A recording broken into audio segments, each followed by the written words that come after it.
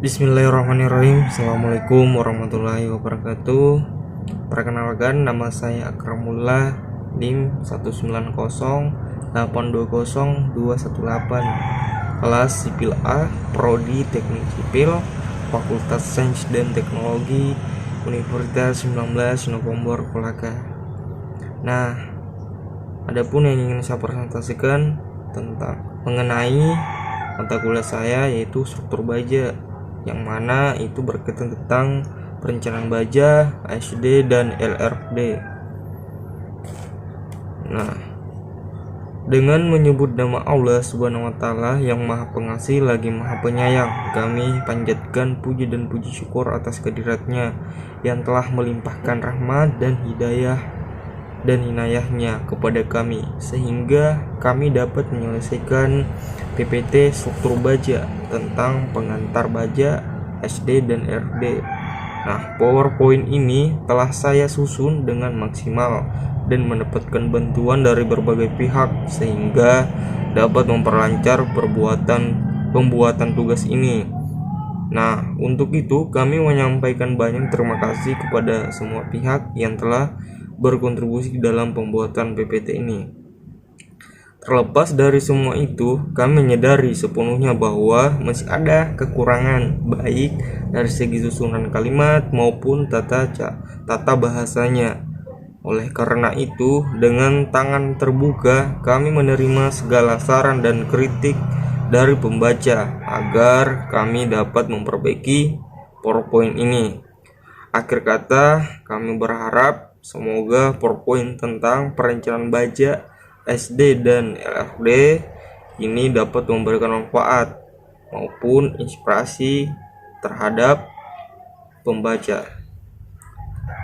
Selanjutnya, sebelum kita ke inti materi, adapun pendahuluannya, yaitu seiring perkembangan zaman yang semakin global atau serta pembangunan di dunia ini juga semakin pesat dikarenakan oleh tingkat produktivitas manusia itu sendiri. Nah, untuk mendukung hal tersebut perlulah dibangun sarana dan prasarana infrastruktur. Nah, pembangunan dalam setiap bidang yang berhubungan dengan teknik sipil dimulai dari bangunan air, bangunan jalan, serta bangunan gedung tidak dapat terpisahkan dari material alam seperti pasir, semen, dan baja. Penggunaan konstruksi baja dapat digunakan dalam berbagai macam rangka bangunan, seperti pada penggunaan kuda-kuda, ikatan angin, jembatan rangka, tiang transmisi, untuk jaringan listrik, tegangan tinggi, dan menara air. Nah, adapun keuntungan dari hal tersebut itu penggunaan konstruksi baja itu sendiri lebih mudah untuk dibongkar atau dipindahkan. Nah, adapun pemasangannya sendiri lebih mudah, serta baja sudah mempunyai ukuran dan mutu tertentu dari pabrik. Namun dari sisi kelebihannya, baja juga mempunyai kelemahan, itu baja lebih mudah berkarat, serta dalam perencanaan baja harus direncanakan secara detail. Nah, kita lanjut ke inti materi pertama, yaitu mengenai perencanaan struktur baja. Perencanaan struktur baja dalam konstruksi bangunan dan gedung perencanaan biasa didefinisikan sebagai paduan dari seni dan ilmu yang menggabungkan intuitif seorang insinyur berpengalaman ke dalam kelakuan struktur dengan pengetahuan mendalam tentang prinsip statika, dinamika, mekanika bahan, dan analisa struktur. Nah, untuk mendapatkan struktur yang ekonomis dan aman serta sesuai dengan tujuan pembuatannya. Selanjutnya, sebelum tahun 1850, perencanaan struktur ini umumnya merupakan seni yang tergantung pada intuisi dalam menentukan ukuran dan tata letak elemen-elemen struktur itu sendiri, yang mana struktur dibuat manusia zaman dahulu hakikatnya selaras dengan yang dilihat dari alam sekitarnya, seperti balok dan pelengkung atau arch.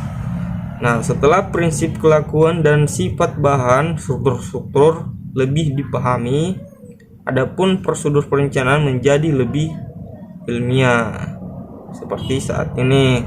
Nah, selanjutnya adapun perhitungan itu sendiri menggunakan prinsip-prinsip ilmiah. Nah, itu harus menjadi pegangan dalam mengambil keputusan dan tidak diikuti begitu saja. Seni atau kemampuan intuitif seorang insinyur itu berpengalaman dimanfaatkan untuk mengambil keputusan berdasarkan hasil perhitungan. Jadi, dalam hal ini perlu membutuhkan seorang insinyur yang sangat berpengalaman dan tidak serta-merta mengambil keputusan dalam perencanaan struktur baja. Lanjut dari itu, adapun prinsip-prinsip perencanaan struktur baja itu adalah perencanaan suatu proses untuk menghasilkan penyelesaian optimum. Nah, dalam suatu perencanaan struktur baja harus ditetapkan kriteria untuk menilai tercapai atau tidaknya penyelesaian optimum. Nah, adapun kriteria yang umum untuk perencanaan struktur baja berupa: yang pertama, biaya minimum, berat minimum, waktu konstruksi yang minimum, tenaga kerja minimum, biaya produksi minimum bagi si pemilik gedung, dan yang terakhir, efisiensi operasi maksimum bagi si pemilik. Lanjut, yaitu bagian kedua dalam perencanaan struktur baja itu mengenai tentang prosedur perencanaan struktur baja.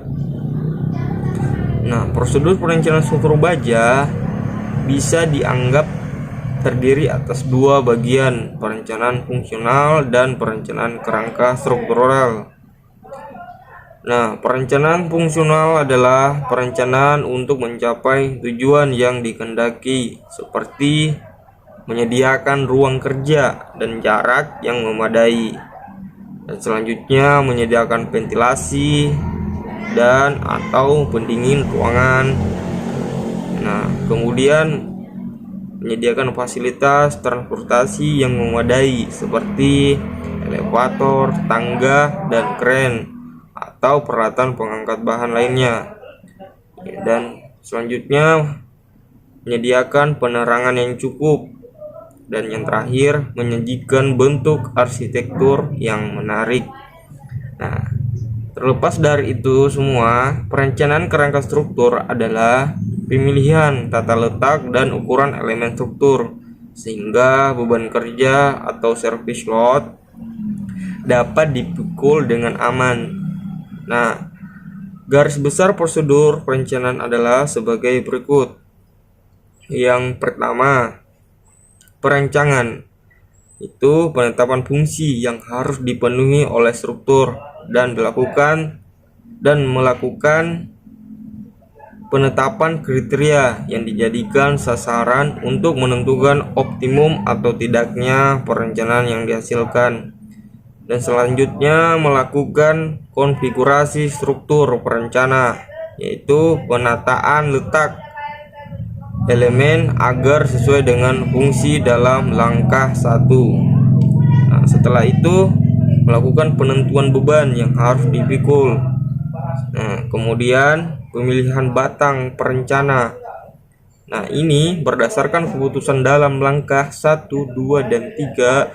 Pemilihan ukuran batang dilakukan untuk memenuhi kriteria objektif seperti berat atau biaya terkecil. Nah, selanjutnya melakukan analisa struktur untuk menentukan aman atau tidaknya batang yang dipilih. Termasuk dalam hal ini ialah pemeriksaan semua faktor kekuatan dan stabilitas untuk batang serta sambungannya. Selanjutnya melakukan evaluasi hasil rancangan berdasarkan kriteria yang telah ditetapkan di atas. Nah, selanjutnya apabila hasil evaluasi menunjukkan belum tercapainya kriteria yang ditetapkan, maka harus dilakukan perencanaan ulang mulai dari langkah 1 sampai dengan langkah 6. Dan yang terakhir, melakukan keputusan akhir, penentuan optimum atau tidaknya perencanaan yang telah dilakukan. Baik, lanjut ke bagian inti yang kedua, yaitu tentang ASD dan LRFD. Nah, yang pertama, perancangan tegangan kerja atau Allowable Stress Design atau ASD. Nah, di dalam metode ini, elemen struktur pada bangunan plat atau balok, kolom, fondasi harus direncanakan sedemikian rupa sehingga tegangan yang timbul akibat beban kerja atau layan tidak melampaui tegangan izin yang telah ditetapkan. Nah, adapun tegangan izin ini ditentukan oleh peraturan bangunan atau spesifikasi seperti American Institute of Steel Construction atau AIC. Spesifikasi ini tahun 1978. Nah, untuk mendapatkan faktor keamanan terhadap tercapainya tegangan batas seperti tegangan lelah minimum atau tegangan tekuk atau backlink, tegangan yang dihitung akibat beban kerja atau layan harus berada dalam batas elastis, yaitu tegangan sebanding dengan regangan, seperti ditunjukkan pada grafik berwarna hijau pada kurva tegangan regangan baja di bawah ini. Nah, seperti inilah gambaran-gambarannya. Dapat disaksikan gambar kurva tegangan regangan baja. Nah, kita lanjut. Nah, pada metode tegangan kerja atau SD ini memiliki izin disesuaikan ke atas bila kekuatan plastis merupakan keadaan batas yang sesungguhnya. Nah, jika keadaan batas yang sesungguhnya adalah ketidakstabilan tekuk atau backlink, itu dilakukan lagi kelakuan yang mencegah pencapaian regangan lelah awal, maka tegangan izin harus diturunkan. Adapun syarat-syarat daya layan lainnya seperti lendutan biasanya diperiksa pada kondisi beban kerja. Nah, lanjut yang kedua, yaitu perencanaan faktor daya tahan dari beban atau LRFD. Nah, pendekatan umum berdasarkan faktor daya tahan dan beban atau disebut dengan Load Resistance Design Factor atau LRD ini adalah hasil penelitian dan advisory task force yang dipimpin oleh TV Columbus.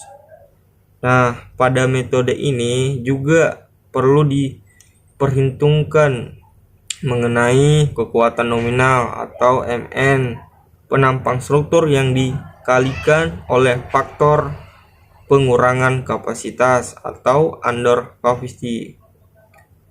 Nah, yaitu bilangan yang lebih kecil dari 1,0 untuk memperhitungkan ketidakpastian dalam besarnya daya tahan atau resistance uncertainties.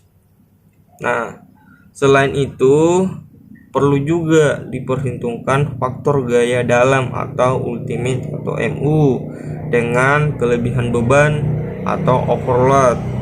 Nah, bilangan yang lebih besar dari 1,0 untuk menghitung ketidakpastian dalam analisa struktur dalam menahan beban mati atau dead load, beban hidup atau live load, angin atau wind, dan gempa atau earthquake.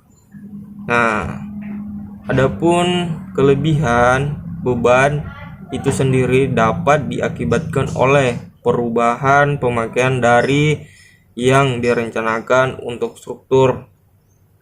Nah, penaksiran pengaruh beban yang terlalu rendah itu dengan penyederhanaan perhitungan yang berlebihan dan variasi dalam prosedur pemasangan. Nah, biasanya perubahan pemakaian yang drastis tidak ditinjau secara eksplisit atau tidak dicakup oleh faktor keamanan. Namun, prosedur pemasangan yang diketahui menimbulkan kondisi tegangan tertentu. Nah, harus diperhitungkan secara eksplisit.